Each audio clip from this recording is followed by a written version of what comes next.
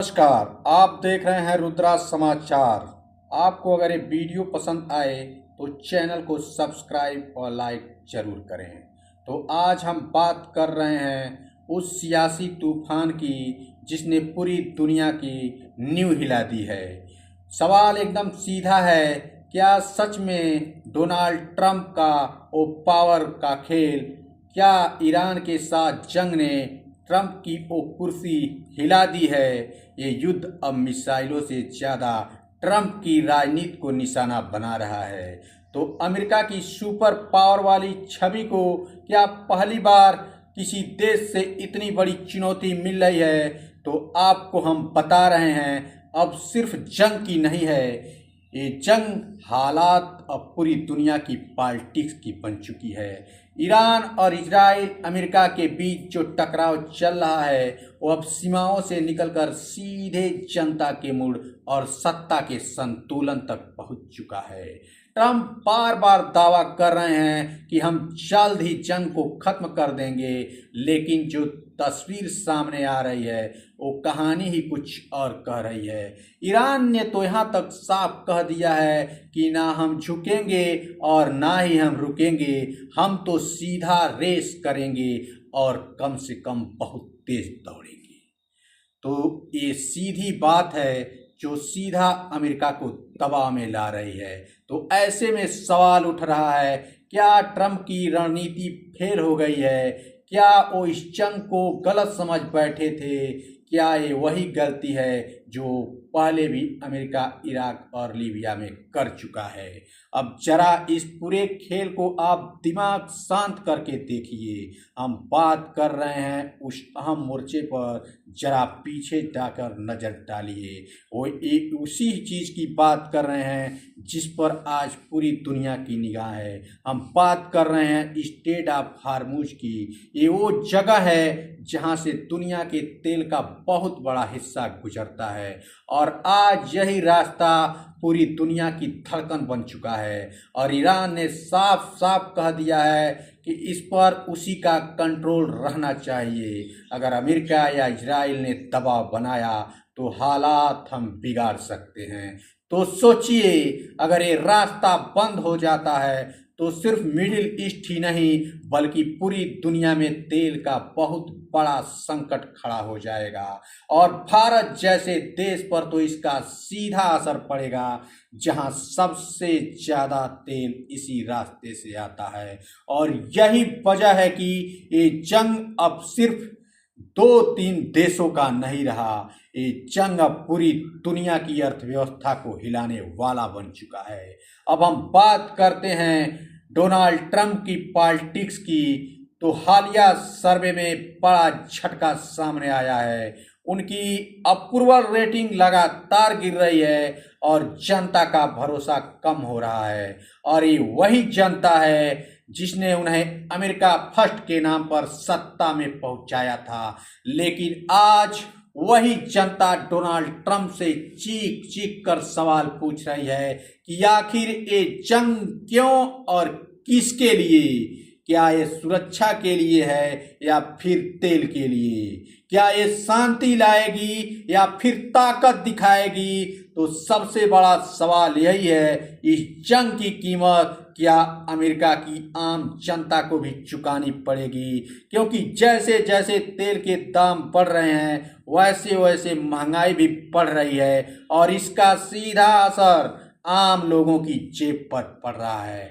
तो अब यहाँ एक और दिलचस्प मोड़ पर मैं आता हूँ। ट्रंप की पार्टी रिपब्लिकन के अंदर भी मतभेद की सामने खबरें आ रही हैं। कुछ नेता तो खुलकर समर्थन कर रहे हैं, लेकिन कुछ ने चुप्पी साध ली है और ये चुप्पी ही सबसे बड़ा संकेत है कि अंदर कुछ तो ठीक नहीं चल रहा है। उधर ईरान की रणनीति पर नजर डालेंगे तो साफ दिखता है क्या उसने इस जंग की तैयारी सालों पहले से कर रखी थी? क्या वो पहाड़ों के अंदर सुरंगें और भूमिगत मिसाइल सिस्टम और अपना गुरिल्ला वारफेयर की पूरी तैयारी कर रखी थी? ये सब अमेरिका की क्विक विक्ट्री वाली सोच पर भारी पड़ रहा है।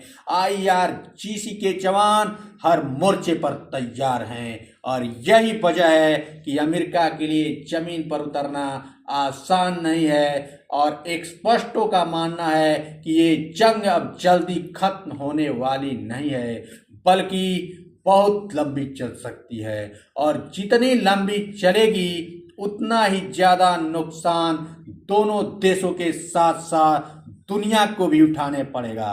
अब जरा इतिहास की तरफ नजर घुमाइए।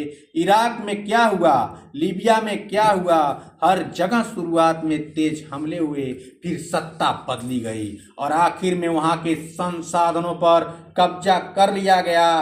क्या ईरान में भी वही कहानी दोहराई जाने वाली थी? क्या ये जंग दरअसल तेल के खेल के लिए है? अगर ऐसा है तो क्या दुनिया एक बार फिर उसी पुराने खेल की गवाह बनने जा रही है, जहां ताकतवर देश अपने फायदे के लिए कमजोर देशों को शिकार बनाते हैं? अब सवाल ये भी उठता है कि क्या अमेरिका इस बार उतना ही मजबूत है जितना पहले था? क्योंकि इस बार सामने सिर्फ एक देश नहीं है, बल्कि एक बहुत बड़ा नेटवर्क है जिसमें रूस और चीन जैसे देश भी बैकग्राउंड से जुड़ते हुए नजर आते हैं। हालांकि खुलकर कोई सामने नहीं आ रहा है, लेकिन समर्थन की खबरें आ रही हैं और यही वजह है कि ये जंग और ज्यादा जटिल हो रहा है। अब हम बात करते हैं जनता की, क्योंकि आखिर में फैसला जनता ही करेगी और अमेरिका के अंदर लोग अब सवाल पूछ रहे हैं कि आखिर इस जंग से उन्हें क्या मिलने वाला है, सुरक्षा मिलेगा या महंगाई? और यही सवाल ट्रंप के लिए सबसे बड़ा खतरा बनता जा रहा है, क्योंकि अगर जनता का भरोसा टूट गया तो सत्ता की कुर्सी भी ज्यादा दूर नहीं रह जाएगी। अब जरा उस बयान पर ध्यान दीजिए जहां ट्रंप कह रहे हैं कि ईरान हार चुका है, लेकिन दूसरी तरफ ईरान इस दावे को पूरी तरह से खारिज कर रहा है। तो सच्चाई क्या है? क्या ये सिर्फ राजनीतिक बयानबाजी है या फिर सच में कोई बहुत बड़ा मोड़ आने वाला है? एक्सपर्ट का कहना है कि युद्ध में जीत और हार का फैसला इतनी जल्दी नहीं होता, इसके लिए समय लगता है और जमीन पर हालात देखने पड़ते हैं। सिर्फ एक दो हमले से कोई युद्ध नहीं जीता जाता और यही बात इस वक्त सबसे ज्यादा अहम है। अब सवाल यह भी है, क्या कोई समाधान है? क्या कोई बातचीत का रास्ता खुला है या फिर हालात और बिगड़ने वाले हैं? क्योंकि जब दोनों तरफ से बयान सख्त हों और कोई झुकने को तैयार ना हो तो जंग लंबी ही चलती है और इसका असर हर किसी पर पड़ता है। अब अगर हम बात करें, भारत भी इस पूरे घटनाक्रम को बहुत ध्यान से देख रहा है, क्योंकि भारत की ऊर्जा जरूरतों का बड़ा हिस्सा इसी क्षेत्र से आता है और अगर यहाँ अस्थिरता बढ़ती है तो उसका सीधा असर भारत की अर्थव्यवस्था पर पड़ेगा। इसलिए भारत लगातार शांति की अपील कर रहा है और यही कारण है कि भारत ने अभी तक किसी एक पक्ष का खुलकर समर्थन नहीं किया है। अब अंत में मैं सबसे एक बड़ा सवाल आप लोगों से करने वाला हूं, क्या ट्रंप इस संकट से बाहर निकल पाएंगे?